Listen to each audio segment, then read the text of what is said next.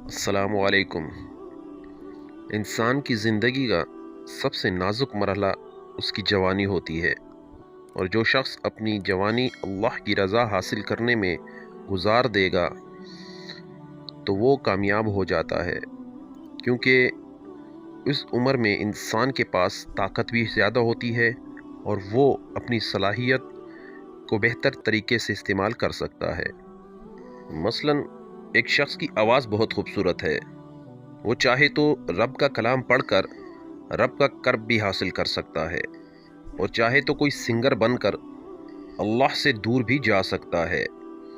یہی تو امتحان ہے اللہ کی طرف سے کہ میرا بندہ میری دی گئی نعمت کو میری خاطر استعمال کرتا ہے یا اپنے نفس کی تسکین کے لیے۔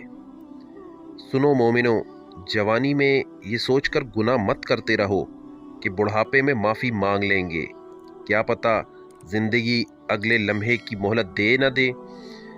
ہر لمحہ اللہ پاک کی بندگی اور استغفار میں گزار دو، کہ بے شک اللہ پاک کو جوانی کی عبادت بہت پسند ہے۔ اللہ پاک مجھے، آپ کو، ہم سب کو اللہ اور رسول صلی اللہ علیہ وآلہ وسلم کی اطاعت کی توفیق عطا فرمائے۔ آمین ثم آمین۔